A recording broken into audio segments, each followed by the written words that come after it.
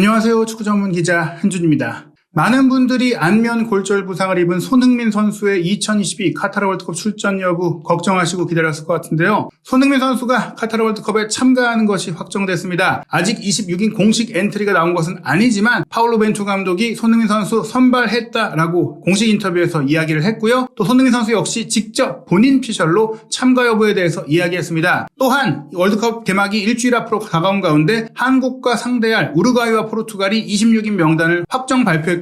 그 외에 주요 국가들도 속속 월드컵 참가 선수들을 확정했습니다. 한국 대표팀이 11월 12일 토요일 오후 1시에 월드컵 명단을 발표할 가운데 한국 대표팀의 현재 상황과 손흥민 선수의 출전 상황이 어떻게 결정이 됐는지, 그리고 다른 나라들의 주요 선발 선수와 탈락 선수가 어떻게 됐는지 지금부터 월드컵 소식 총정리해드리겠습니다. 2022 카타르 월드컵에 손흥민 선수가 참가합니다. 마르세유와 챔피언스리그 경기에서 얼굴 부상을 입었고 이 부상으로 안면 골절이 이루어진 게 확인됐고 수술까지 받게 됐기 때문에 골절상에서 회복해서 정상적으로 참가할 수 있겠느냐 걱정들도 많이 됐고 또 희망적인 얘기들이 있었지만 막상 이 경과를 지켜봐야 되기 때문에 대표팀에 가게 될지, 간다면 언제 뛰게 될지 걱정들이 있었거든요. 한국 대표팀이 11월 11일 금요일 아이슬란드와 출정식 겸 평가전을 치르게 되는데 이 경기를 앞둔 기자회견에서 벤투 감독이 최종 엔트리 발표 전 손흥민 선수가 포함될 것이다라고 직접 밝혔습니다. 다른 요소까지 총합적으로 분석해서 모두에게 최선이 될 선택을 하겠다고 했는데요. 이미 손흥민 선수가 뛰지 못한다고 하더라도 최종 엔트리엔 들어서 갈 것이다 이런 얘기들도 있었고, 이게 못 뛴다고 한다는 건 최악의 가정인 것이고 우루과이전이나 가나전을 못 뛴다고 해도 포르투갈전까지 회복하는 건 문제가 없을 것이다. 의학적으로 실제로 회복 기간을 모두 고려해도 아무리 늦어져도 월드컵에 최소한 한 경기는 뛸 수 있을 것이다 이런 얘기가 나오고 있는데, 다른 조치들을 취하고 또 경과가 좋을 경우에 사실 우루과이와의 경기부터도 뛸 수가 있어요. 그렇기 때문에 지금 월드컵 출전을 결정할 정도는 아니다. 손흥민 선수가 전성기에 너무나 참가하고 싶었던 월드컵이기 때문에 손흥민 선수를 위해서라도 빠른 회복이 좀 기대가 됐고, 또 우리 대표팀 입장에서도 세계적인 공격수인 손흥민 선수 없이 월드컵을 치르는 것은 전력의 절반 이상이 떨어지는 정말 심각한 타격이 될 수 있었는데 희소식이라고 할 수 있겠습니다. 우선 이 아이슬란드전 회견 당시 벤투 감독이 손흥민 선수에 대해서 어떻게 얘기했는지 전체 내용 소개해드리겠습니다. 손흥민 선수의 대표팀에 대한 의지는 상당히 좋은 부분입니다. 항상 그래왔습니다. 손흥민은 대표팀 출전에 대한 열망을 항상 보여줬고요. 이전에 부상을 당했을 때도 출전하고 싶어 했기 때문에 놀랍지 않은 일입니다. 중요한 것은 선수가 회복할 수 있도록 적응이 필요할 것 같습니다. 모두에게 최선의 선택을 하는 것이 중요합니다. 손흥민은 선발될 것이지만 다른 요소들도 매일 체크하고 분석해야 합니다. 이 얘기는 일단 확실한 것은 손흥민 선수가 26인 엔트리에 포함돼서 카타르에 오고 베이스 캠프에 가고 훈련하고 경기 명단에 들어갈 것이라는 것인데, 실제로 언제 어느 정도 시점에 언제 얼만큼을 뛸 수 있는지는 지켜봐야 한다는 겁니다. 이건 속단할 수 없는 게 실제로 월드컵이 열린 그 시점의 몸 상태를 봐야 되기 때문이고, 수술받은 부위뿐 아니라 다른 부분의 컨디션도 봐야 되기 때문인데요. 그런데 벤투 감독이 이 멘트가 꽤 흥미롭습니다. 만약 손흥민 선수가 우루과이와 월드컵 1차전부터 뛸 상태가 안 된다면 플랜 B 대안은 무엇인가요? 근데 벤투 감독은 이렇게 얘기했어요. 준비된 것은 없습니다. 먼 미래의 이야기라서 현재 준비한 것은 없습니다. 그리고 지금 생각할 타이밍도 아닙니다. 사실 저희가 가정으로 얘기했던 것이지만 6월 평가전 때도 그렇고 9월 평가전 때도 그렇고 손흥민 선수가 피곤한 상태에서 모든 경기를 다 뛰고 혹사되고 있는 그런 상황 속에서 조금은 손흥민 선수를 쉬게 해주고 컨디션도 조절해주게 하면서 플랜 B도 봐야 되는 거 아니냐. 만약에 손흥민 선수가 부상당하면 어떻게 할 거냐. 전술적인 대비와 다른 그 패턴도 준비해야 되는 거 아니냐 말씀드렸는데, 그 우려가 정말 그대로 현실이 됐거든요. 물론 생각보다 심각한 그 상태가 아니라고 하더라도 손흥민 선수의 1차전 우루과이전 출전 여부라든지 또 가나전까지도 최고의 컨디션을 뛸 수 있을지 여부가 불투명한데, 그런 상황이라고 하더라도 다른 대안을 보는 것보다 손흥민 선수를 기용하는 것이 더 낫다라는 게 벤투 감독의 생각인 것 같아요. 그렇기 때문에 지금 벌써 플랜 B를 마련할 필요가 없고 플랜 A를 더 잘 준비하고 잘 구성하는 게 중요하다. 손흥민 선수가 못 뛴다고 하더라도 훈련할 때 다른 전술을 시도하는 게 아니라 손흥민 선수의 역할을 다른 선수들이 좀 맡게 하더라도 그 전술대로 손흥민 선수가 있다고 가정하고 가겠다 이런 얘기인데요. 한 가지 측면은 만약 손흥민 선수가 정말 뛸 수 없는 상태라고 판단이 됐다면 아예 플랜 B를 지금부터 준비하겠죠. 본격적으로 그래야만 하니까요. 근데 지금의 흐름으로 봤을 때 지금 손흥민 선수와 소통하고 의무진과 얘기했을 때 확인이 되는 것은 손흥민 선수의 이제 상태가 월드컵에 충분히 뛸 수 있는 부분으로 볼 수 있기 때문에 플랜 B를 급하게 서두를 필요가 없다. 먼 미래의 이야기다. 손흥민 선수가 못 뛰게 된다는 건 아직도 당면한 과제는 아니다. 이렇게 얘기한 겁니다. 손흥민 선수가 벤투 감독의 인터뷰 전에 먼저 입을 열었어요. 사실 한국 취재진이 영국 현지까지 갔지만 수술을 받고 절대 안정을 취해야 되고 여러 가지 이유로 공식 일정 없이 공식적인 코멘트 없이 지내왔었는데, 많은 팬들이 궁금해하고 있기도 하고 실제로 아마 이 메시지를 올린 시점에는 협회와 공감을 통해서 26인 엔트리가 확정된 시점에 이제 편안하게 글을 올린 것 같은데요. 손흥민 선수 자신의 SNS를 통해서 이렇게 얘기했습니다. 안녕하세요. 지난 한 주 동안 받은 응원과 격려의 메시지 정말 감사하다는 말씀을 드리고 싶습니다. 저는 많은 분들께 응원과 격려의 메시지를 받았고 읽으면서 많은 힘을 얻었습니다. 월드컵에서 우리나라를 위해 뛰는 것은 많은 아이들이 축구 선수로 성장하면서 꿈꾸는 일일 것입니다. 저 또한 그 꿈을 지금까지 변함없이 가지고 있습니다. 지난 2년여의 시간 동안 여러분들이 참고 견디며 써오신 마스크를 생각하면 월드컵 경기에서 쓰게 될 저의 마스크는 아무것도 아닐 것입니다. 단 1%의 가능성만 있다면 그 가능성을 보고 얼마 남지 않은 시간 앞만 보고 달려가겠습니다. 아름다운 우리나라의 월드컵 선수가 되기 위해 이렇게 글을 남겼어요. 영문으로 남긴 글은 그 마스크에 대한 표현이 좀 빠지긴 했지만 어찌됐거나 비슷한 내용이고 See you soon 그러면서 이제 우리 카타르에서 보겠다 뭐 그런 얘기를 남기면서 하트까지 남겼는데요. 손흥민 선수가 이 마스크를 직접 언급했습니다. 아마도 뭐 사실 저희가 여러 가지 전문가들 뭐 대표팀의 전 주치의를 통해서도 전화 인터뷰를 통해 확인했지만 마스크 자체가 부상의 뭐 예방 효과에 크진 않지만 치열한 경합 상황에서 상대팀 선수들이 좀 조심할 수 있게 해주고 선수들이 심리적으로 안정감을 가질 수 있게 해주고 실제로 뭐 아예 효과가 없는 건 아니잖아요. 어느 정도는 이제 부상 부위를 보호해줄 수 있기 때문에 이 안면 골절상에서 얼굴을 좀 케어해줄 수 있는 마스크를 쓰고 월드컵을 참가한다라고 본인이 어느 정도 힌트를 준 것이죠. 마스크가 준비되고 있는 것 같아요. 왜냐면 이 마스크가 아무 마스크나 사서 쓰는 게 아니라 본인의 얼굴 형태에 맞게 또 편안하게 쓰고 경기를 뛸 수 있도록 맞춤 제작을 해야 되고 또 아마 월드컵에 뛰게 되니까 또 대표팀의 색깔도 입힐 거 아닙니까? 2002년 한일 월드컵 당시 뭐 이제 김태형 선수가 이탈리아와 16강전에 코뼈 골절상을 입었고 8강 스페인과의 경기에 타이거 마스크를 쓰고 뛰었던 것처럼 손흥민 선수가 뭐 불편할 수 있지만 또 투혼을 발휘하면서 마스크를 쓰고 이번 월드컵에 뛰는 모습 건강한 상태로 돌아와서 또 마스크를 쓰고도 최고의 플레이를 보여준다면 더욱더 멋진 감동의 월드컵이 되지 않을까 기대가 됩니다. 한편 11월 11일 금요일 저녁 아이슬란드와 화성에서 치를 평가전은 어찌됐거나 손흥민 선수가 뛸 수 있다고 하더라도 그에 대한 대비책을 세워야 된다는 점에서 더더욱 중요해졌고 또 유럽파인 황의조 선수나 황희찬, 뭐 이강인 같은 선수들이 이번 평가전은 못 오더라도 스트라이커 위치에서는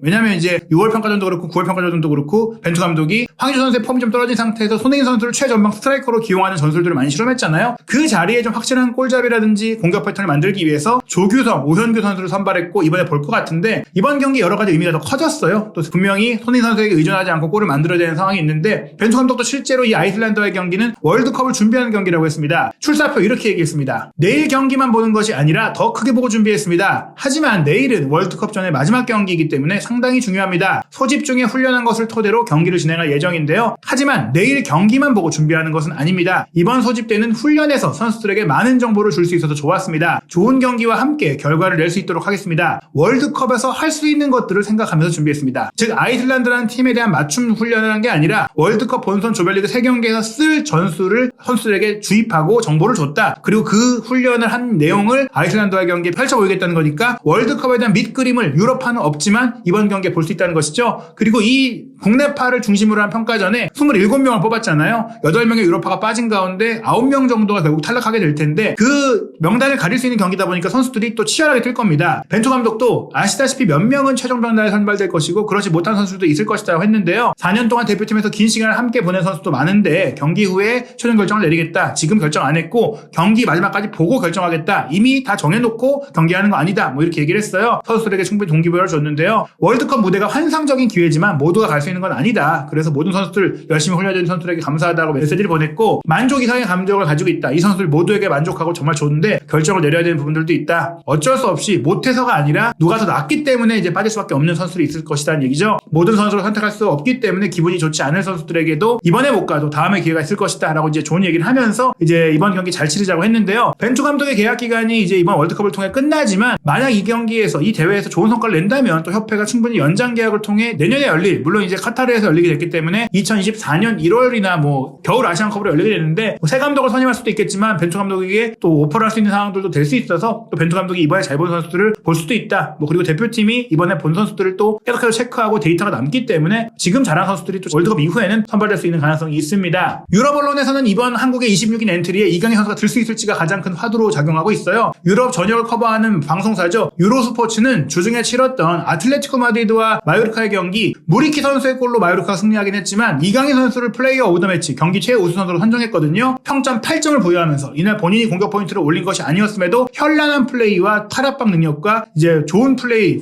번쩍이는 트윙클링한 플레이로 아틀레티코를 흔들었던 것이 아주 중요했다. 아틀레티코 수비가 이강인을 막을 수 없었다라고 이제 설명하면서 뭐 그러면서 이런 경기를 본다면 가야 되는 선수 아니냐 뭐 이렇게 얘기하고 있는 상황입니다. 12월 11일에 발표될 이제 최종 명단에 아마 저는 이강인 선수는 들어갈 거라고 생각을 해요. 다만 지금까지 벤투 감독이 감독이 최근에 A매치에 기용을 하지 않았기 때문에 선발 출전하기는 어렵겠지만 4-1-4-1 포메이션, 4-2-3-1로도 볼 수 있는 벤투 감독의 플랜 A를 통해 예상 명단을 보자면 그래도 유럽파들이 중용이 될 것이다. 스트라이커로는 손흥민 선수 그리고 혹은 황의조 선수가 뛸 수 있고 조규성 선수가 이제 대체 자원으로 고려되고 있고요. 좌우 측면 공격수는 울버햄튼의 황희찬, 마인츠의 이재성 선수가 주전이고 프라이부르크의 작은 정우영 선수가 손흥민 선수의 공격 파트너로 초진 스트라이커 역할을 맡지 않을까 생각이 됩니다. 이렇게 되지 않을 경우에는 황의조 선수가 앞에 나오고 손흥민 선수가 오히려 작은 정우영 선수의 위치에서 뛰던 상황들도 있었지만 현재의 폼과 경기력을 보자면 손흥민, 황희찬, 작은 정우영, 이재성이 공격을 맡고 중앙 미드필드 라인은 황인범과 큰 정우영, 포백 라인은 김진수, 김영권, 김민재, 김문환 또는 윤종규 그리고 김태환 선수까지 있지만 최근 또 벤투 감독의 기용 패턴을 보자면 김문환 선수가 나올 가능성이 좀 있는데요. 골문은 김승규 선수가 짓게 되는데 이번 지금 그 국내파 소집 훈련에 김진수 선수가 아직도 훈련을 못하고 있고 아이슬란드와의 경기도 못 뛴다는 것이 확정이 됐거든요. 전북 현대에서 너무 많은 경기를 소화하면서 부상을 달고 온 상태인데 아시다시피 김진수 선수가 유럽에서 활동하고 있었던 2014년에도 브라질 월드컵 직전에 부상으로 못 갔고 2018년 월드컵을 준비할 때도 주전 선수로 뛰고 있었는데 3월달 평가전에서 다쳐서 못 갔잖아요. 이번에도 부상 때문에 불투명해진 너무나 안타까운 상황. 물론 그때보다 심각한 부상이 아니라서 본선이 열리는 시점에는 회복이 될 거라고 기대를 하고 있지만 김진수 선수가 지금 몸이 좋지 않은 것에 대해서 벤투 감독이 이례적으로 아이슬란드와의 경기 전 기자회견에서 한국 축구계 전체를 비판했고 무엇보다 어떻게 보면 K리그와 전북현대를 비판하는 발언을 했어요. 어떤 얘기를 했는지 소개해드리겠습니다. 김진수의 몸 상태는 좋지 않습니다. FA컵 2차전에서 부상을 당했고 큰 리스크를 가진 채 끝까지 경기를 했습니다. 월드컵을 잃을 수도 있는 리스크였습니다. 지금까지 팀 훈련을 못했습니다. 내일 경기도 못 뛸 예정입니다. 팀 훈련 참가 시기도 미정입니다. 이렇게 부상당한 것은 놀랍지 않습니다. 김문환도 마찬가지입니다. K리그 막판에 많은 경기를 소화했죠.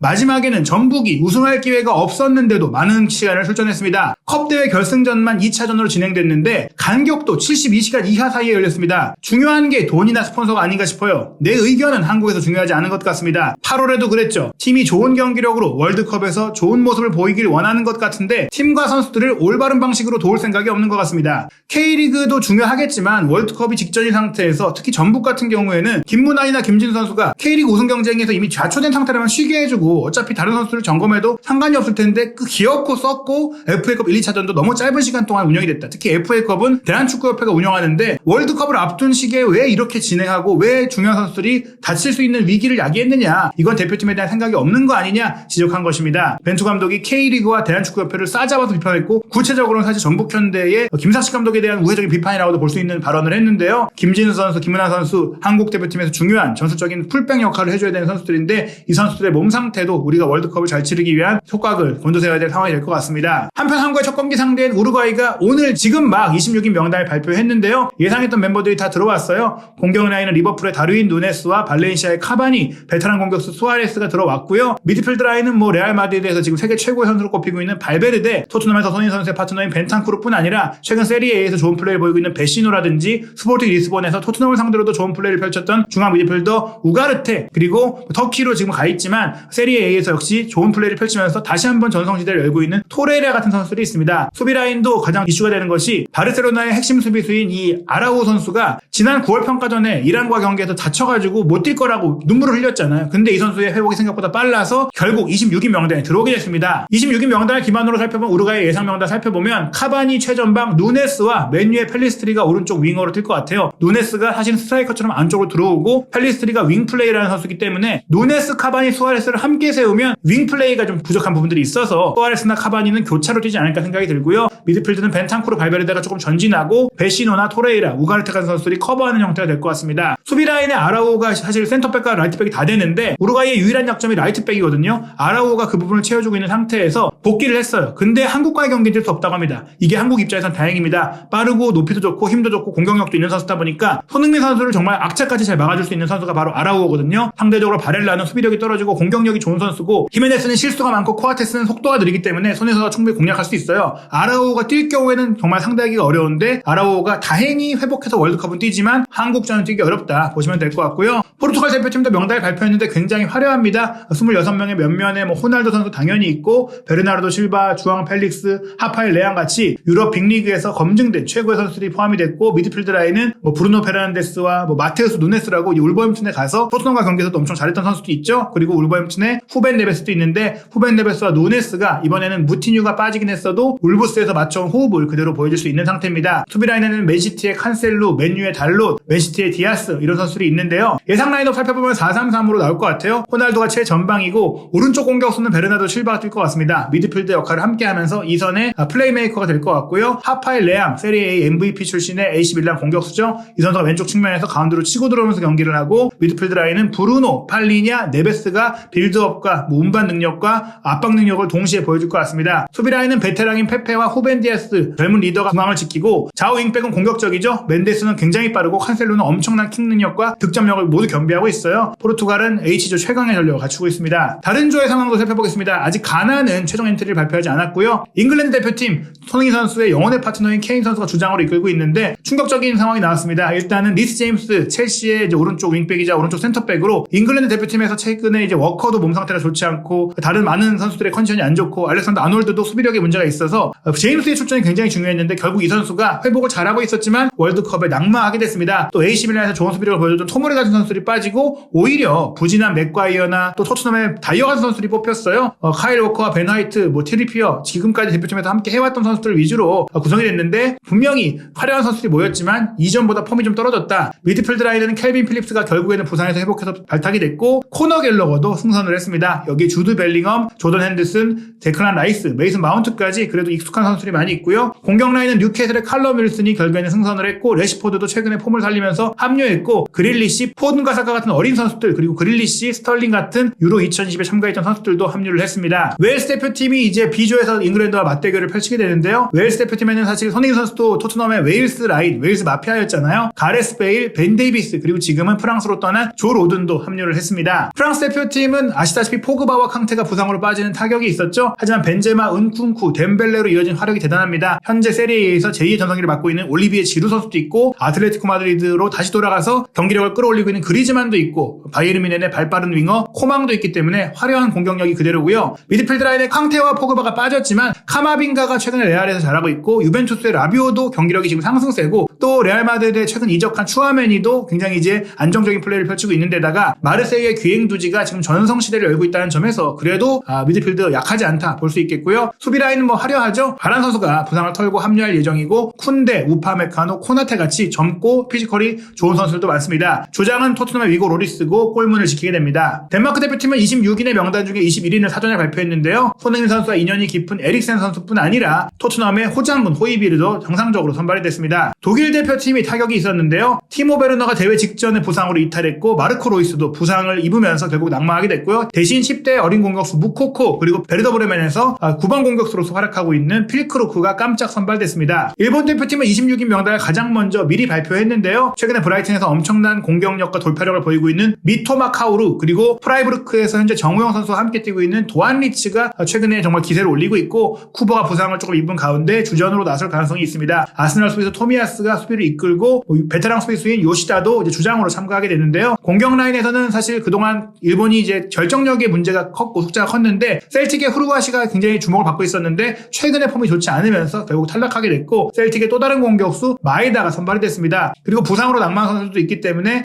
쇼난 벨말의 마치노가 선발되기도 했는데 미드필드 라인과 수비 라인까지는 유로파가 즐비하고 무려 19명의 유로파가 있을 정도로 화려한 일본이지만 역시나 9번 공격수로 해결해줄 수 있는 선수가 없다는 게 숙제입니다. 크로아티아 대표팀은 지난 대회 준승팀이죠. 지난 대회 맹활약을 펼치면서 발롱도르까지 수상한 루카 모드리치가 마지막 대회를 치르게 되고 토트넘의 이반 페리시치, 첼시의 코바치치 그리고 라이프치히의 그바르디올 같이 다양한 지난 유로대회에 참가했던 선수들이 참가하게 됩니다. 벨기에는 루카쿠와 더브라이너 그리고 브라이튼의 최근 돌풍을 이끌고 있는 트로사르가 뽑혔고 토르강 아자르와 에덴 아자르 형제도 이번에 선발이 되면서 특히 에덴 아자르는 레알 마드리드에서 못 뛰고 있지만 벨기에를 위해서 몸 상태를 끌어올리고 있기 때문에 역시나 마지막 월드컵을 준비하고 있습니다. 모로코 대표팀도 사실 이번 대회 최고 복병으로 꼽히고 있어요. 벨기에, 크로아티아와 한 조인데 오히려 두 팀 중에 하나가 탈락하고 모로코가 올라갈 수 있다고 말할 정도의 상황인데요. 세비야 골키퍼 야신 보누도 있고 또 파리 생제르맹의 윙백 하키미, 바이에른 윙백 마즈라위 그리고 미드필드 라인에도 암라바트라든지 지에흐 같은 선수들, 아민 아릿 같은 선수들이 있고 공격 라인에도 유럽 빅리그에서 뛰고 있는 세비야의 엔네시리, 앙제의 부파 같은 선수들이 있는데요. 할리로지치 감독이 사실 마즈라위, 지에흐와 그 불화를 겪어서 이 선수들이 대표팀에 안 뽑히고 있었는데 결국 이 선수들을 대표팀에 부르기 위해서 감독을 바꿀 정도로 모로코가 모든 일을 다 했습니다. 브라질 대표팀은 히샬리송과 안토니, 제주스 같은 떠오르는 공격수들이 포함되고 리버풀의 호베르투